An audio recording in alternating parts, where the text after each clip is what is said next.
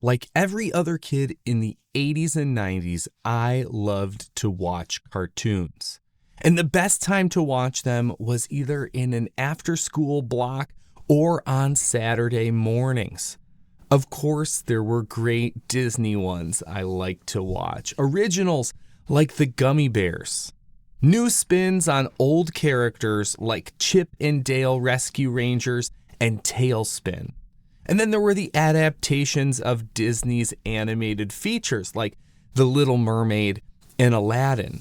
I loved all of those, but to tell you the truth, one of my favorites wasn't Disney. One of my favorite cartoons growing up was the Real Ghostbusters, like the guys in the movie Ghostbusters.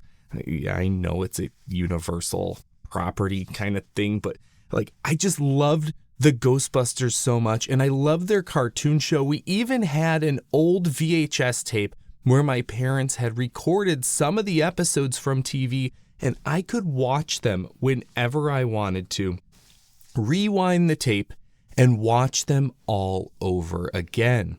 But then at the end of each episode, there was this thing that always happened. There would be this little video of a kid lying in bed, and then the camera would shoot out of his window to reveal a twinkling star in the sky, and underneath it would appear the letters DIC, and a voice would say, DIC. I started to notice this at the end of more and more of the cartoons that I watched. Heathcliff, G.I. Joe, Rainbow Bright, Captain Planet, and of course, the crown jewel of DIC Entertainment, Inspector Gadget. Wait a minute. Wait. Do you remember when Inspector Gadget was a live-action Disney movie? Walt Disney Pictures presents Inspector Gadget starring Matthew Broderick. It was billed as a summer family blockbuster. There were McDonald's Happy Meal tie-in toys where you could get different parts of Inspector Gadget, like an arm and a leg and his torso, and then you could put the toys together to build your own Inspector Gadget. It was kind of weird because if you didn't get them all, you might just be left with an arm or a leg. And the movie itself even had a special Disney Castle intro with a gear wheel motif. So how did DIC's animated classic cartoon show become a live-action Disney movie? Hey, this is Synergy Loves Company, where we explore how Disney connects to everything so you can connect to Disney when you can't be at the parks. I'm Eric, and today we are taking a look at how the wonderful world of Disney got all tangled up with the incredible world of DIC and brought Inspector Gadget into the Disney cinematic universe. And to get to that story, we have to go back in time to France in the 1970s. In 1971, Jean Chalopin had been working as a French media advertiser and had made a deal with a Luxembourg-based media company to make animated children's television programming that would air all around Europe. The company would be called Diffusion Information Commerciale, or DIC. DIC. Throughout the 70s and into the early 80s, Jean Chalopin developed and wrote a number of animated children's television series that were often outsourced to Japan for the animation work. DIC's partnership with anime studio Tokyo Movie Shinsha gave many DIC programs an anime flair. Out of this relationship, we got animated series like Ulysses 31, a sci-fi take on the Greek classic Homer's Odyssey. It was sci-fi because that was new and entertaining in the late 70s and early 80s, but it was based on the classics because France required children's programming to be educational. So basing it on something classic would be enough to count. Adaptations would somewhat become the bread and butter for DIC, but they would continue to develop new show concepts as well. In 1982, American animator Andy Heyward took an interest in DIC. Andy Heyward had worked as an assistant under Joe Barbera of Hanna-Barbera, the kings of the Saturday morning cartoon in the 70s. Throughout the 1960s and 1970s, Hanna-Barbera produced a majority of the cartoons that kids loved to watch on TV in the United States. Andy Heyward saw DIC as a way that he could start his own television animation empire in the United States. He'd just have to bring it over. Hold on a second, really quick. I want to talk about DIC's name again. DIC has had so many different name shifts over the years. DIC Entertainment, DIC Audiovisual, The Incredible World of DIC. There's even more. All of them, though, have in common DIC, or DIC. We're just going to go ahead and keep calling the company DIC just to keep it less confusing as the company shifts and changes over the next few years. Andy Heyward bought out the shares of DIC from that Luxembourg-based media company, the one that co-founded it with Jean Chalopin, putting him, Heyward, in business with Chalopin. And then Andy Heyward set up a satellite office for DIC in the United States, in Burbank, California, just down the street from the Walt Disney Studios. But hold on a second. We're not ready to talk about Disney yet. We're still talking about television animation in the early 80s. Disney is above that at this point. They're making theatrical animation, not this lower quality made for TV stuff. Well, at least yet. They're gonna eventually. Over in TV animation land, Andy Heyward was looking to develop a program that would launch DIC for American audiences. And in 1983, Jean Chalopin, along with Bruno Bianchi over in France, co-developed with Heyward over in America a series that was kind of like the American television detective comedy series Get Smart. But instead of the main character just having some gadgets to use to help solve the mysteries and fight crime, in this animated one, the main protagonist would be the gadget himself, a kind of like friendly cyborg robo-detective. Inspector Gadget not only took inspiration from the popular Get Smart series, they even got the same actor who played Maxwell Smart on Get Smart, Don Adams, to voice the protagonist, Inspector Gadget. He would have this special catchphrase. He would say, "Go, go, Gadget!" Like if he wanted to fly around, he could say, "Go, go, Gadget copter," and a helicopter would pop out of his head and he could fly around with it. The bumbling Inspector Gadget was accompanied by his niece Penny and their super smart dog Brain. Each episode, they would try to stop the evil, mad crime organization led by the faceless, rumbling baritone voice and single-clawed hand of Dr. Claw. The show was released in syndication and quickly became a smash success for American audiences, just as they were hoping. Inspector Gadget hit the top 5 of most viewed children's shows in the United States in its very first year, and it would continue to be a success and run for a total of 86 episodes across 2 seasons, and then continue airing in syndication for years and years after its initial release. The huge hit Inspector Gadget proved DIC's viability for the US market and opened doors to growth. And of course, they continued to make more original programming. But like I said earlier, DIC really leaned into pop culture cartoon adaptations. They adapted comic strips like Heathcliff. As was the fashion in the 1980s, they adapted toys into cartoons like Popples and G.I. Joe and Teddy Ruxpin.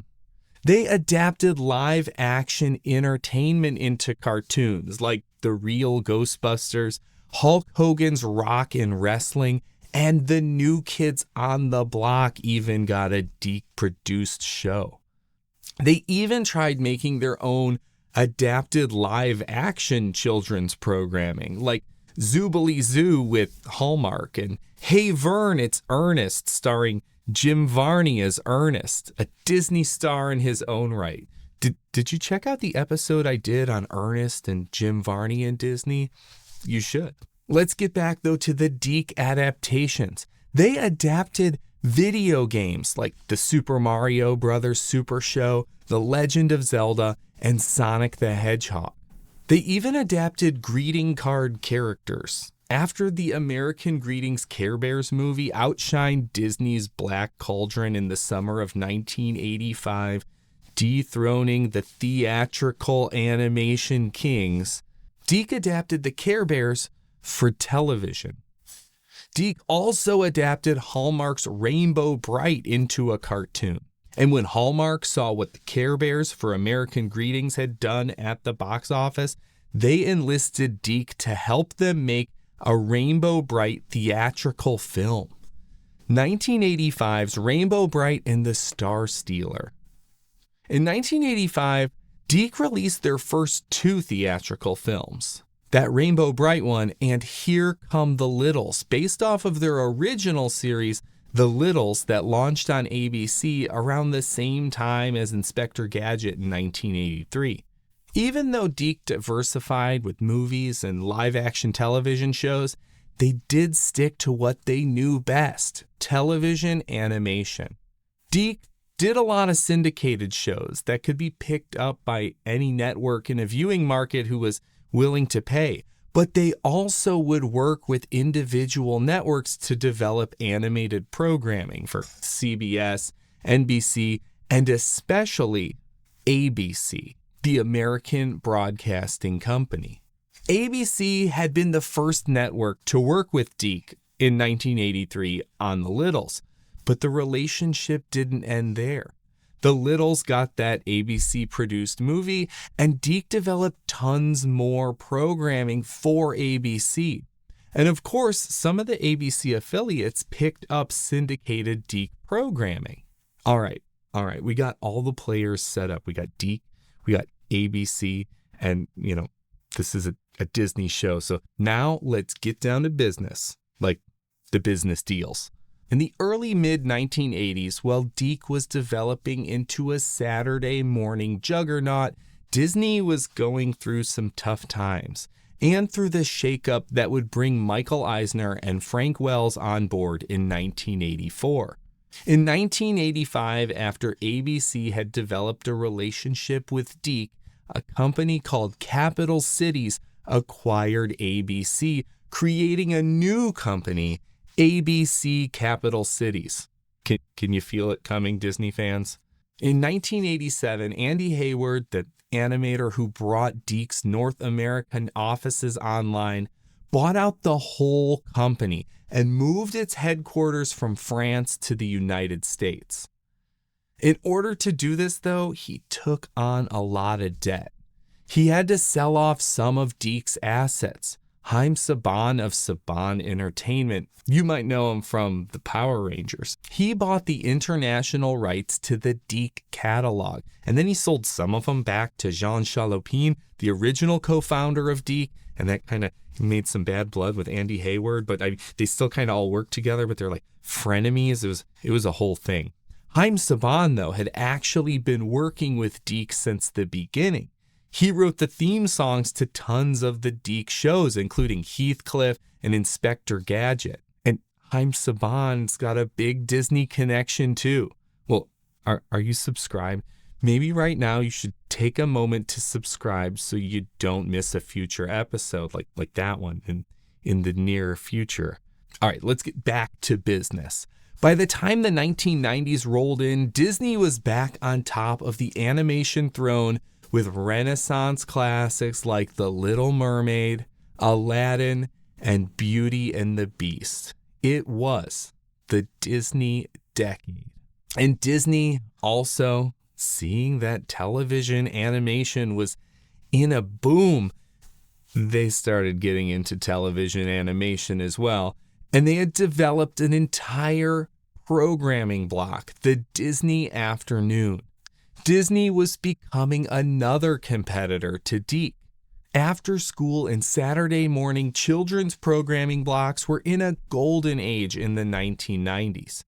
DIC continued developing new shows for television into the 1990s, and TV was still great, but the home video VHS tape was king. Kids could watch their favorite shows, rewind, and then watch them all over again.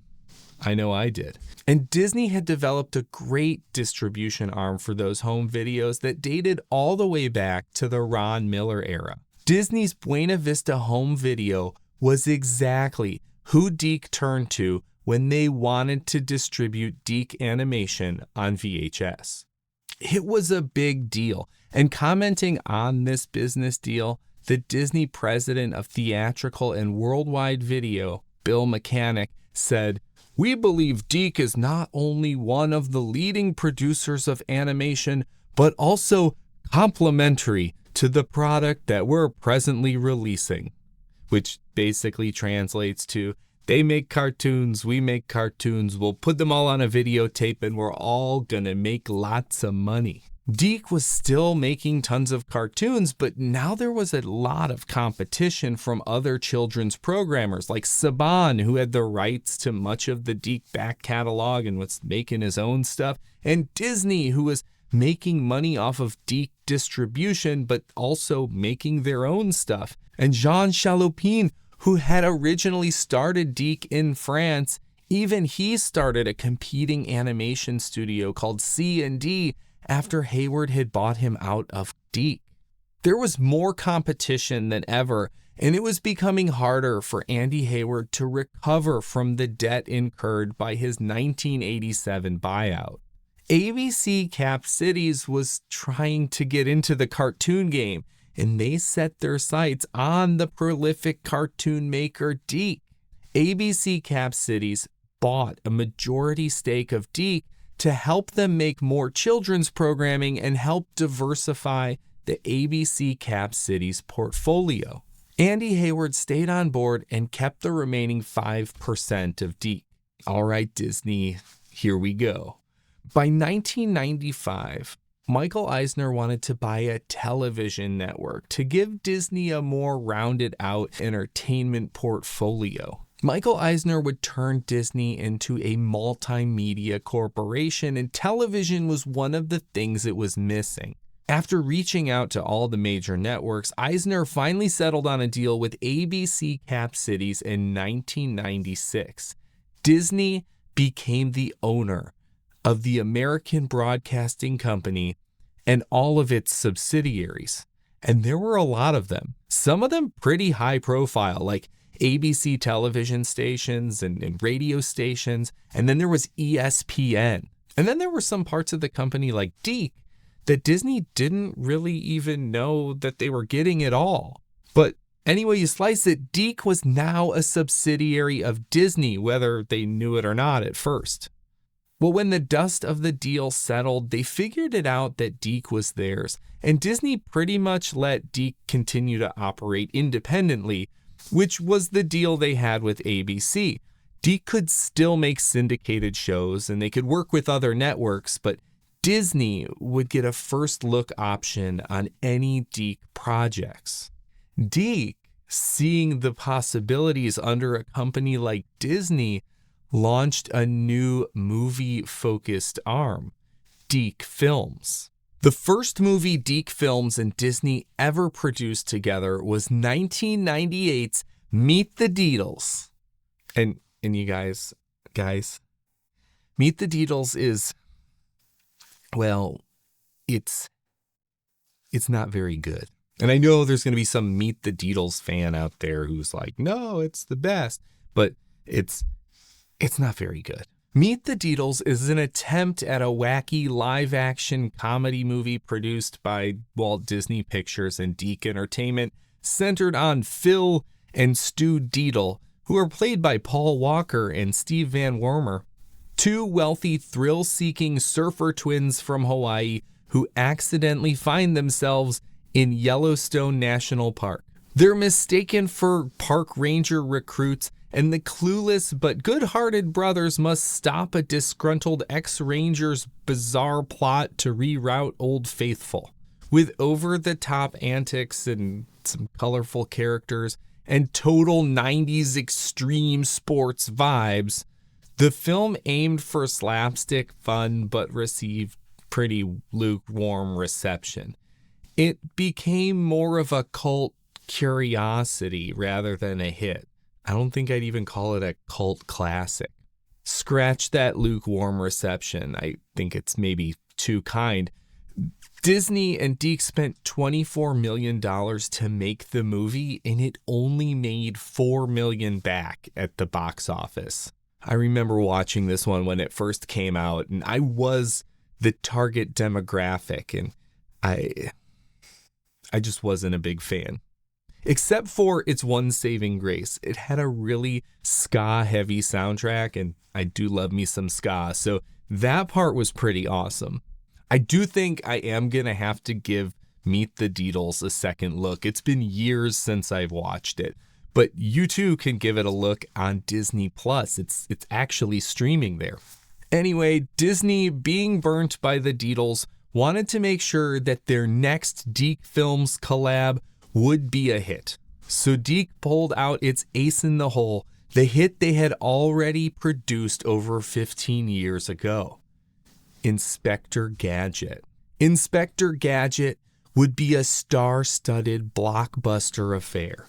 The film stars Matthew Broderick as the lovable but bumbling security guard John Brown, who becomes a high-tech cyborg crime fighter Inspector Gadget after a near-fatal accident. With the help of an array of gadget-filled enhancements and his genius niece Penny, played by the late Michelle Trachtenberg, Gadget takes on the villainous Sanford Skolix, better known as Dr. Claw, played with unfortunate campy flair by Rupert Everett.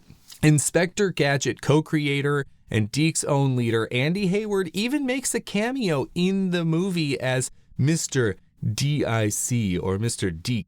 The movie features slapstick humor, flashy effects, and a very cartoonish tone, but received not so good or maybe mixed reviews, gaining only a modest following for its nostalgic charm. And the mixed reviews came from critics and fans alike. Some of the poor reception came from messing with the nostalgia that people had for the source material. Okay, there's always going to be people who object to a movie adaptation of a cartoon or a novel or a comic book. I'm looking at you, Marvel fans. But there are some big flaws with this movie compared to the source material. Matthew Broderick is a great actor and performers in roles that he was meant to play, like The Producers and Ferris Bueller's Day Off. But he was too straight-laced and not bumbling enough to manage the inept zaniness and physical comedy of the character of Inspector Gadget. At one point, I guess they wanted to cast Brendan Fraser, but he opted not to because he was already signed on with Disney's George of the Jungle, another cartoon portrayal. I don't even know if any of that would have helped because the fatal flaw of the movie is that they showed you Dr. Claw. Throughout the whole TV series, we only ever heard his low, rumbling voice and saw the claw, like you'd catch a glimpse of the metallic claw from behind his chair. But Rupert Everett was signed on and he wanted some screen time. He even made it on the movie cover art. Fans hated this. Disney's Inspector Gadget had too many missteps and it just made this movie kind of a flop. I mean, it made its money back, but it took a while and just barely. It made Disney not really want to tap DIC for any new big future projects. Disney only made one more movie with DIC, and it was a made-for-TV Disney Channel original. Genius is a 1999 Disney Channel original movie that blends teen comedy with sci-fi flair.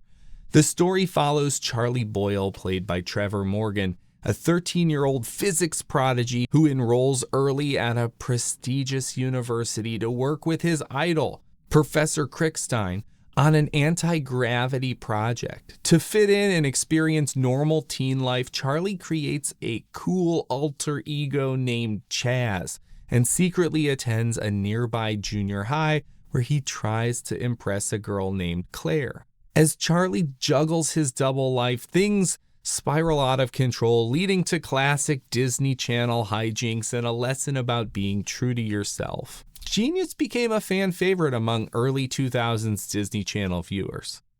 But DIC and Disney didn't just work on movies, they actually had some animated television collaborations as well. The first comes from one of those classic DIC animated adaptations.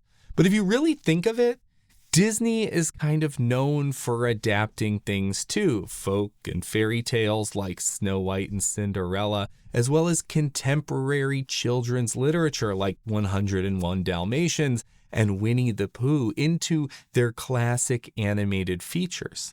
DIC had developed a series adapting Ludwig Bemelmann's Madeline books with the Family Channel, which aired on ABC. When Disney acquired DIC and ABC, seeing that it would fit in really well with their brand, they moved the Madeline series onto the Playhouse Disney preschool programming block and subsequent channel. In 1999, DIC released the direct-to-video movie Madeline Lost in Paris. It was, of course, distributed by Buena Vista Home Video, and it was billed as Disney Presents Madeline Lost in Paris. Another of the opportunistic DIC series prime for Disney synergizing was Sabrina the Animated Series. The live-action sitcom Sabrina the Teenage Witch premiered in 1996 on ABC, that same year that Disney bought ABC Cap Cities. Sabrina quickly became one of Disney and ABC's hit programs and a cornerstone of ABC's TGIF block. The show itself is an adaptation of the Archie Comics character Sabrina Spellman. In the sitcom, Melissa Joan Hart portrayed Sabrina, coming to terms with discovering that she is a witch on her 16th birthday. All the while, her aunts Zelda and Hilda, played by Beth Broderick and Caroline Ray, teach Sabrina about their witching world with help from the talking cat Salem.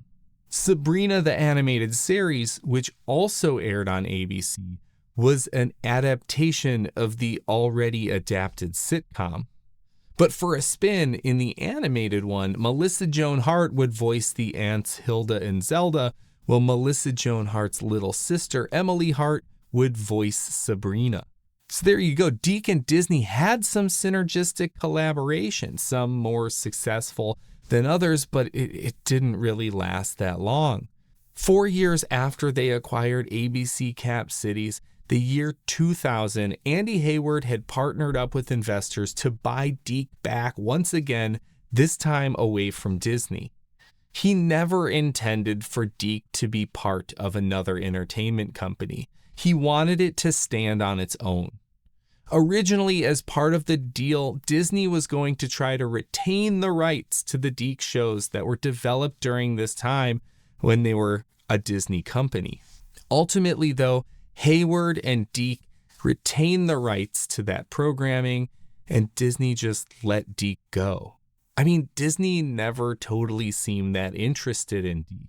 Sure, they made some movies together, but that didn't really go so well. And besides, 1 year later, Disney would actually become the owner of a bunch of DIC's international back catalog, thanks to a deal that Disney would make to purchase Saban Entertainment. Remember Haim Saban? Okay, I'm gonna do it. Next time on Synergy Loves Company, Saban and Disney, we're gonna talk some Power Rangers. Make sure you're subscribed so that you don't miss it. Thanks for joining me into this dive into that time when the wonderful world of Disney met the incredible world of DIC. And remember, Disney magic isn't just in the parks. It's all around us, so keep discovering the magic in everything.